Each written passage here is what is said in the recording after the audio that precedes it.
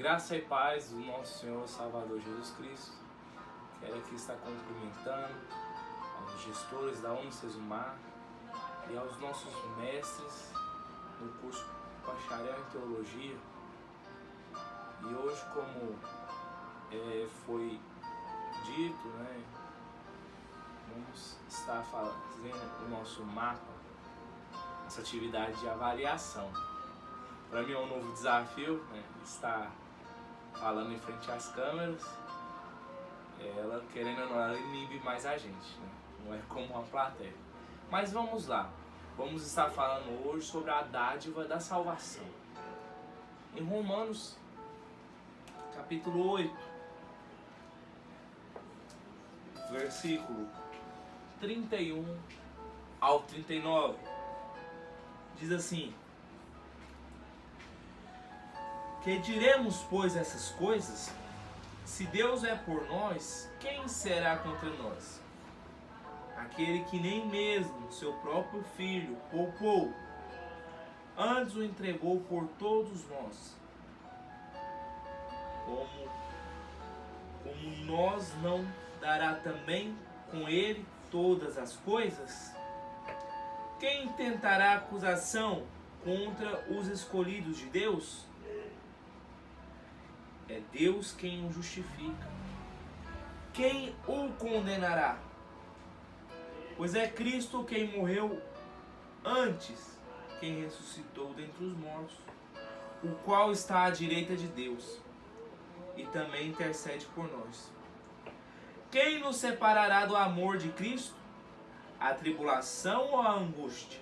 Ou a perseguição? Ou a fome? Ou a nudez? Ou o perigo? Ou a espada? Como está escrito: por amor de ti somos entregues à morte todos os dias. Fomos reputados como ovelhas para matadores. Mas em todas essas coisas somos mais do que vencedores por aquele que nos amou. Porque estou certo de que nem a morte, nem a vida, nem os anjos, nem os principados, nem potestade, nem o presente, nem o porvir, nem a altura, nem a profundidade, nem alguma outra criatura nos poderá separar do amor de Deus que está em Cristo Jesus, nosso Senhor. Amém? Quando o apóstolo Paulo escreve a carta à igreja de Roma, nós temos que olhar o seu contexto. A igreja de Roma passava por perseguição, porque estamos falando da igreja primitiva. A igreja que estava em Roma sofria perseguição pelo imperador, pelos judeus, por aqueles moradores. Quando Paulo ele ressalta a dádiva da salvação a essa igreja, para motivá-la, para mostrar a ela que Cristo estava com eles e nada pode nos separar do amor de Deus. Em primeiro lugar, Paulo faz a seguinte pergunta: se Deus é por nós? Logicamente, logo em seguida ele já está a resposta clara: quem será contra nós? Como dizem em João, capítulo 3, versículo 16, se Deus amou o mundo de tal maneira, deu o seu Filho unigênito, para que todo aquele que nele crê não pereça, mas tenha vida eterna. Esse Jesus que entregou a própria vida por nós. Se Deus é por nós, não há quem possa nos parar, não há quem possa nos deter, porque Ele está comigo e Ele está contigo, assim como Ele estava com aquela igreja de Roma. Quando eu falo de dádiva de salvação, a dádiva da salvação, Significado, dádiva, é o ato ou o efeito de dar espontaneamente algo de valor, material ou não, a alguém. Presente, oferta, mimo, brinde. Esse é o significado da palavra dádiva. É algo que é nos dado. E quem nos deu, na verdade, foi Deus. Através da morte do seu filho, aquele que nem o seu próprio filho poupou. Ele quis mostrar à igreja de Roma a oferta que Deus entregou para a igreja. A oferta que ele entregou o seu unigênito. Um grande sacrifício. Um filho inocente que foi humilhado, espancado, maltratado, sofreu com muita dor, mas ele não poupou o seu filho. Seu filho, nos seus últimos instantes de vida, chega perante o Pai naquela oração e fala: se possível, Pai, passa de mim, afasta de mim esse cálice. Mas Jesus estava certo que era necessário. Por mais que aquele cálice seria amargo, seria doído, ele tomou. Ele se entregou. Ele não se poupou. E foi morto numa cruz para a expiação do meu e do seu pecado. E aí essa igreja em Roma, sendo perseguida, Paulo pergunta: quem será contra nós, se Deus é por nós? Quando ele fala que nem o seu próprio filho ele poupou, ele está mostrando que não há nada. Tudo que vier, ele irá lutar contra tudo e contra todos que se opor à igreja. Porque ele também, Jesus fala que nem as portas do inferno ia prevalecer contra a igreja. Então, ele faz essa pergunta: se Deus é por nós, quem será contra nós? Aquele, olha só, aquele que nem mesmo o seu filho poupou, antes entregou por todos nós, como nós não dará também com ele todas as coisas? Então todas as coisas nos são dadas. Então é todas as coisas. Nós estamos falando de um Deus, Criador dos céus e da terra. Nós estamos falando Deus que abriu o mar vermelho para o povo de Israel passar. Nós estamos falando de um Deus que parou o sol para entregar a vitória a Josué, juntamente com o povo de Israel. Nós estamos falando de um Deus que usou um jovem chamado Davi para derrubar um gigante. Então é esse Deus que batalha pela igreja dele na terra. É este Deus que está conduzindo a igreja. Então não há nada, olha só, não há nada que pode contrariar nós. Nada pode se opor a nós. Porque nós estamos ao lado de um Deus vitorioso. De um Deus que venceu Satanás há muito tempo atrás. E que escreveu já essa história. Pois condenou ele e ele já não tem mais como se arrepender. E aí, o trabalho dele é o quê? Impedir que eu e você se salve. Então aí ele luta contra a humanidade. E começou com a igreja de Roma. Começou com a igreja primitiva. Essa luta. Por isso que essa igreja passava por perseguição. O imperador que matou o apóstolo Paulo foi o imperador Nero. Homem malvado, homem terrível, que teve coragem, a capacidade de pôr fogo em Roma. Um homem que colocava cristãos no seu jardim, em uma cruz, pegando fogo para iluminar o jardim. Olha a obsessão deste homem. Pegava esses cristãos da igreja de Roma, lançavam eles em ninho de leões, no Coliseu. Então, olha o contexto dessa igreja. E tem mais.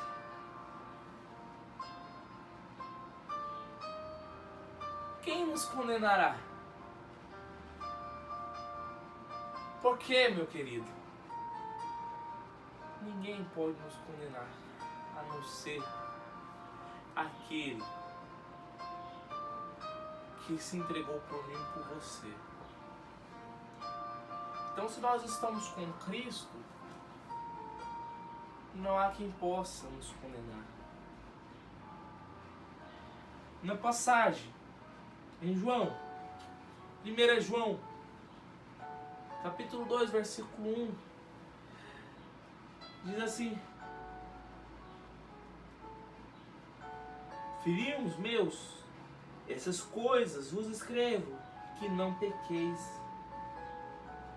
Se todavia alguém pecar, temos advogado junto ao Pai, Jesus Cristo o justo.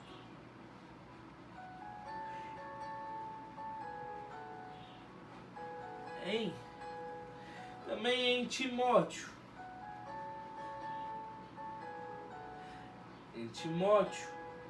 em sua primeira carta, capítulo 2, versículo 5, ainda destaca esse intermediador que fala: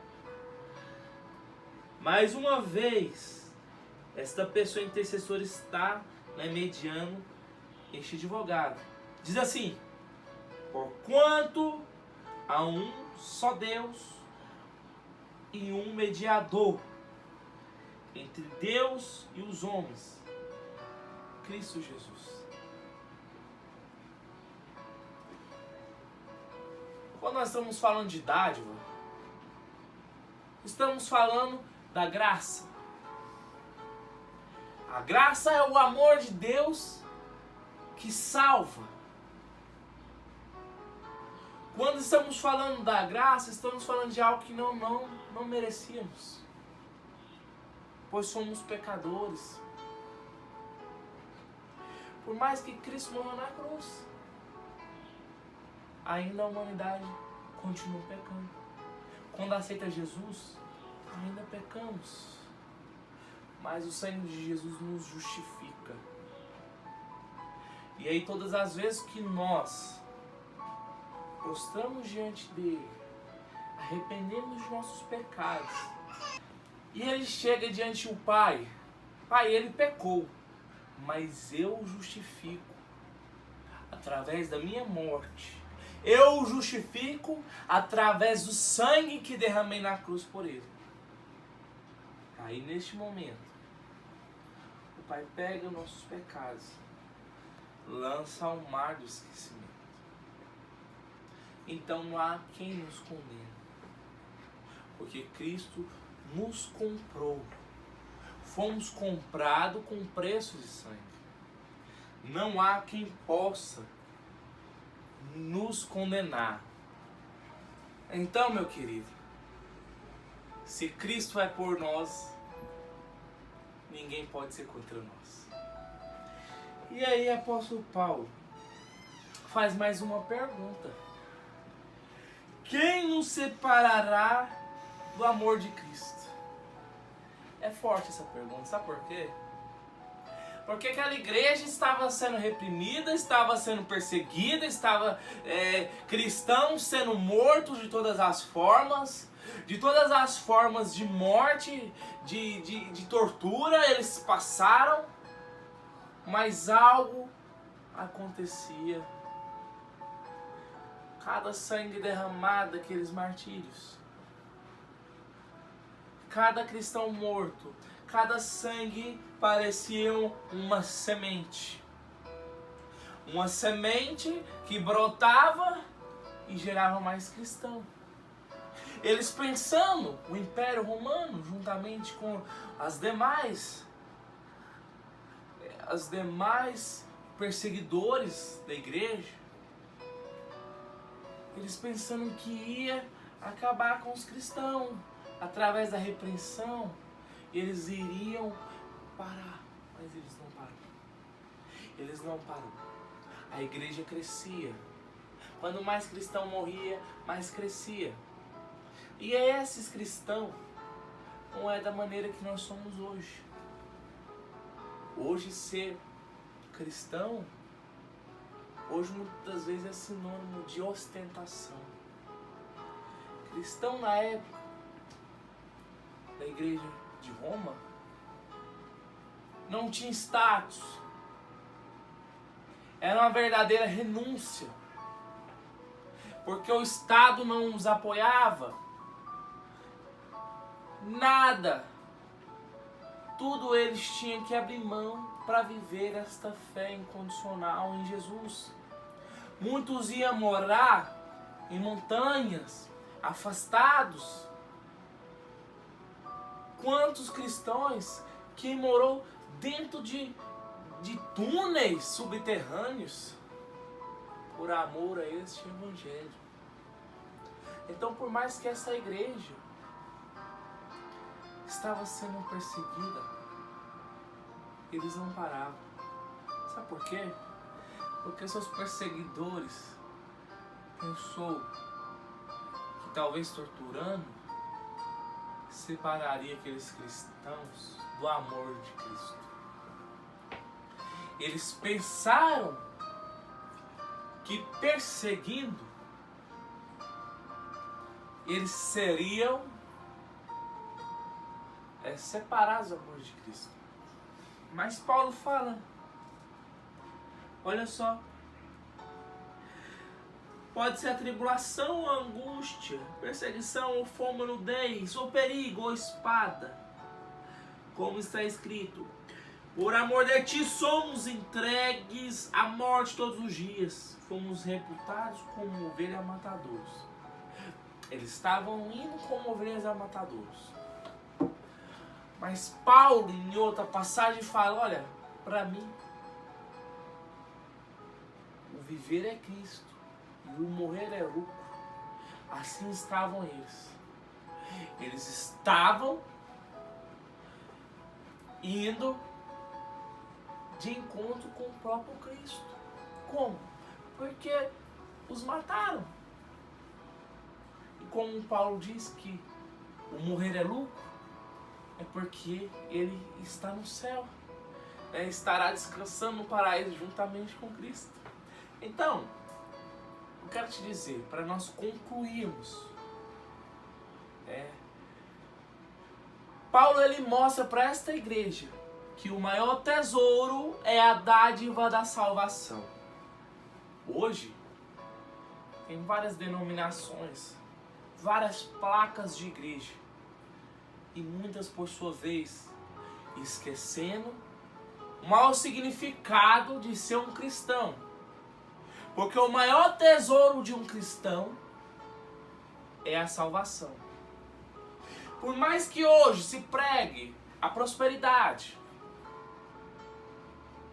o cristão hoje, nessas igrejas, não pode passar luta, não pode passar crise financeira, não pode passar por nada. Que se ele estiver passando algo, uma dificuldade financeira, ou se ele não tem um carro para andar, a culpa é do diabo, a culpa é disso, a culpa é daquilo. Não.